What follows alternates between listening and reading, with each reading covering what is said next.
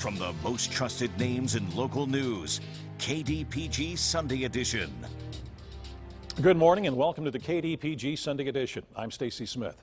Sexual abuse is a crime that does not discriminate when it comes to the religious and cultural beliefs of its victims and perpetrators. Those victims often hold strong feelings of faith and put their trust in members of that same community, members who use their authority to violate that trust. Some Amish families and members of the Mennonite Church have been struggling with this problem. Their compelling stories from communities in Ohio and central Pennsylvania are the subject of a special series of reports in the Pittsburgh Post-Gazette. You can see them twice a week in the print edition and also online. And this morning, you will hear from all of those who contributed to the coverings of this series. Peter Smith is religion writer for the Post-Gazette. Shelley Bradbury is public safety reporter for the PG, and Stephanie Strasberg was the Post-Gazette's photographer on this assignment. Joe Smito, the editorial editor and writer for the Post-Gazette, joins us for this morning's discussion. Joe, welcome back again. Good to see you. Peter, welcome back to you, and first time for you. You've been on our program before. Let me start with you, Peter. What was the reason to do this story? Why did you decide to do it? We were in the throes of covering the run-up to last year's release of the grand jury report into sex abuse in the Catholic Church, and someone had seen one of my articles online and called me up and said, you know, I'm from the Mennonite community and you ought to know that this is going on in our community too. And he told me his story, and he said, now if you really want to know more, you should call a woman named Trudy Metzger, who we will hear from a little bit later. And so I met with her the next time she was in Pennsylvania and learned kind of the basics of the problem. And she also put us in touch with some other survivors who were eager to speak out, and also let us know about a brewing court case or cases in Huntington County that we were going to be tracking later that year. Were you surprised by the phone call and when you started talking with Metzger to the scope of how this problem is? To the scope of it, yes. At this point, I've covered enough of religion over the past couple decades that I am well aware this abuse does not, no group is immune from this, so I was not surprised about that. I was surprised about the scope of it and the manner of it as well. Shelley, what your thoughts of going in and doing this? Have you've spoken with a lot of these people as well? Yes, yeah, we did a lot of the reporting as a team, and it sort of started off with a coffee shop meeting, kind of a marathon coffee shop meeting with a handful of survivors out in Huntington. And I went into that kind of not sure if this was a story. You know, it was sexual abuse, and that happens across all faiths. And we were just trying to figure out what made the Mennonite and Amish communities unique.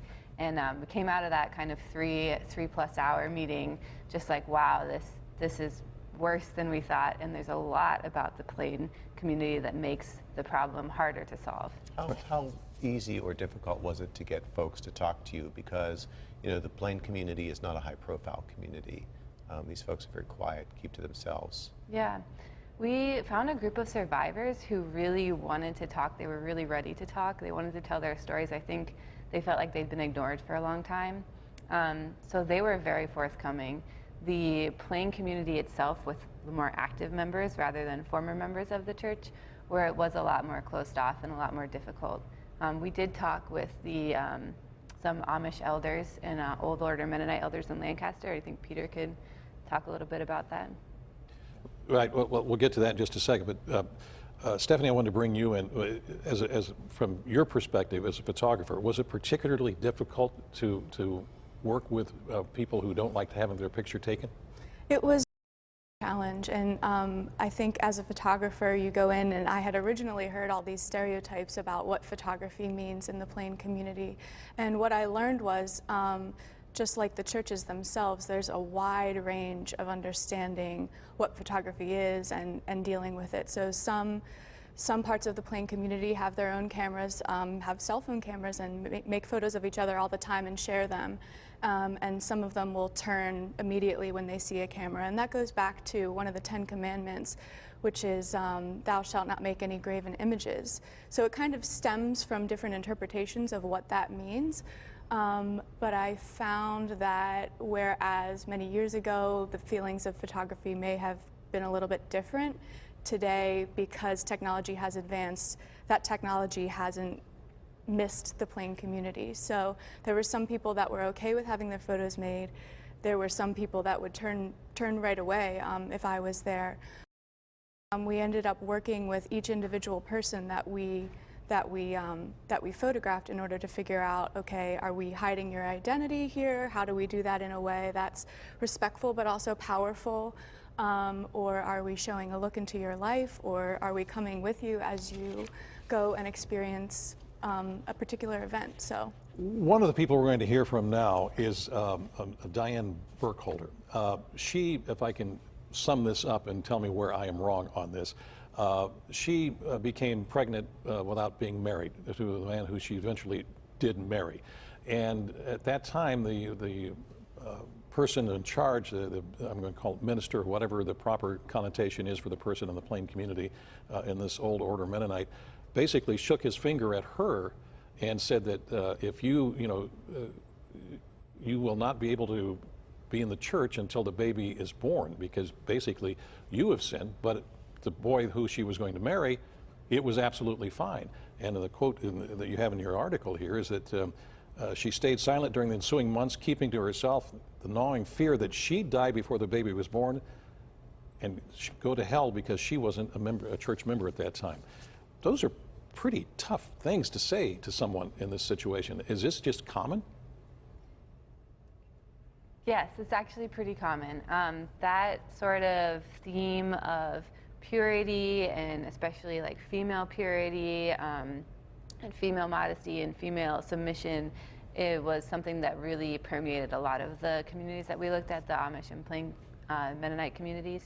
And it definitely seemed like it added a layer of difficulty to dealing with sexual abuse, because in some cases we were hearing like similar to that, where a girl or a woman is abused or raped, and then she is blamed for failing to be modest enough or failing to keep herself out of danger.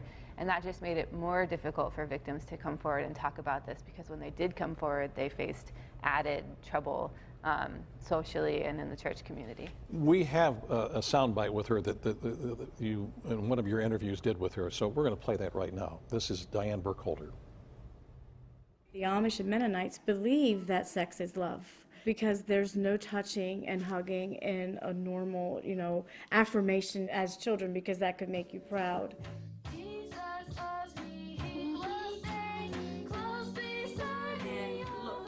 I didn't know how to affirm my children. I didn't know how to tell them I appreciate them or tell them that I love them.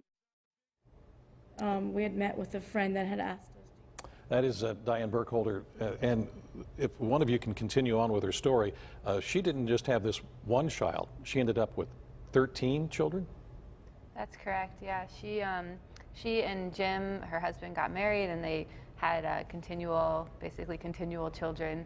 And for a large part of their marriage, Diane didn't really feel like she could say no to him if he wanted to have sex. She felt like she needed to do that as kind of her wifely duty as a married woman in the church. And Jim also, for a long time, didn't know how to take no for an answer.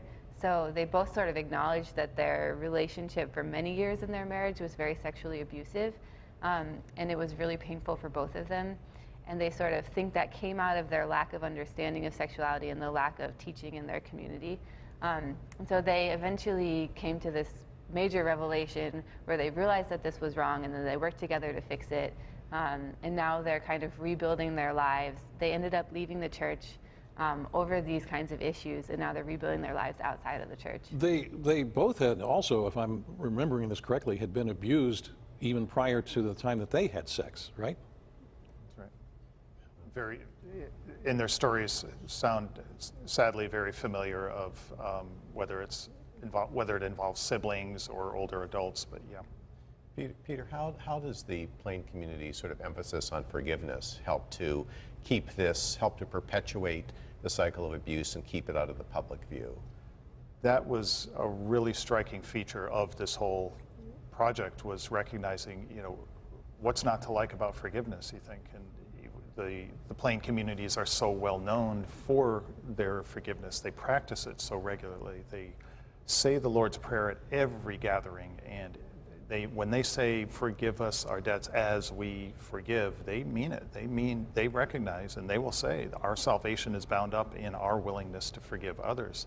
And we remember the awful school shooting at Nickel Mines about a decade ago, where they immediately offered forgiveness to the perpetrator was dead, but his family. They embraced his widow and said, we forgive you. And everyone said, wow, this is impressive. So it was really sobering to see that there can be a dark side to forgiveness.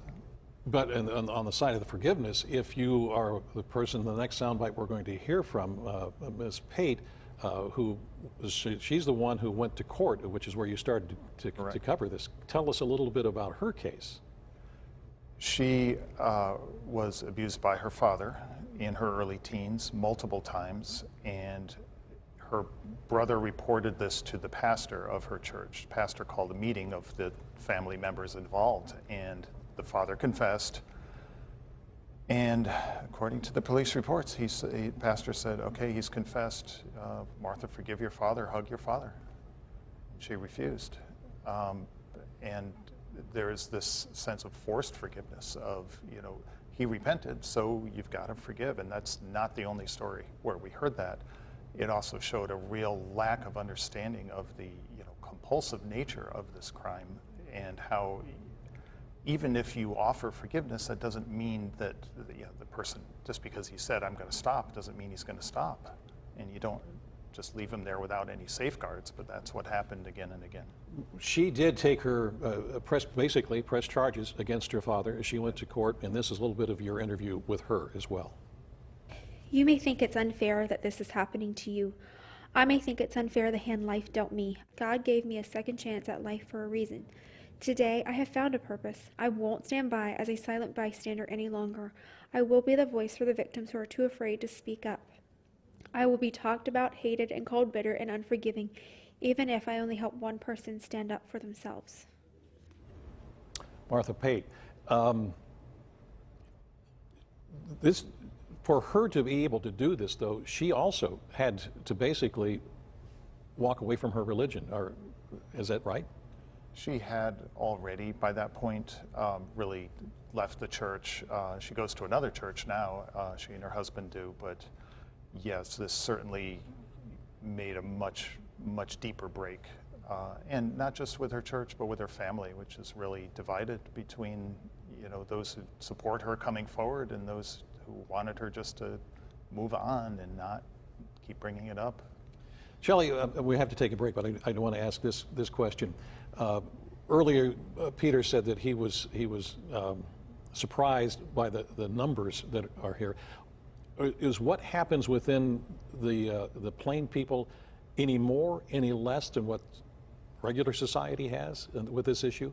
Yeah, we asked that question throughout our reporting, and it's really hard to get an answer to it. Because from what we're hearing from people, the sex abuse that happens in the plain community is very rarely reported to law enforcement.